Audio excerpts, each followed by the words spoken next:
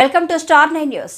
జీలుగుమిల్లి శ్రీ జగదాంబ తల్లి trolley auto owners and drivers union ఆధ్వర్యంలో వేలేరుపాడు మండలం కమ్మరిగూడెం, అల్లూరి నగర్, కోయం ఆధారం గ్రామాలు పెదవాగు ప్రాజెక్టు తెగడంతో వరద ముంపు మొత్తం ఆ గ్రామాల మీదకు రావడంతో పూర్తిగా నీట మునిగాయి.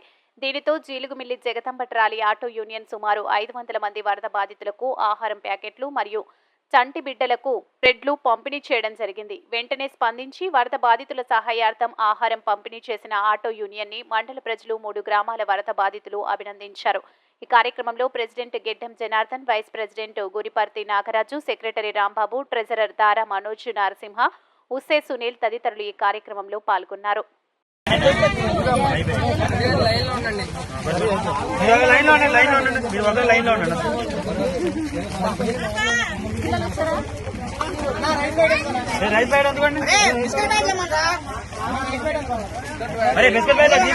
తీసుకునేవరా నువ్వు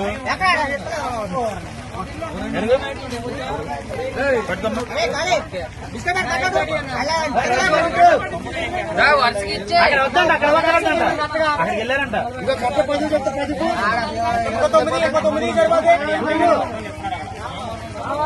మీరే ఇచ్చారంట అనిలు, అక్కడ ఇచ్చారంట. ఏమన్నా అయిపోయారు.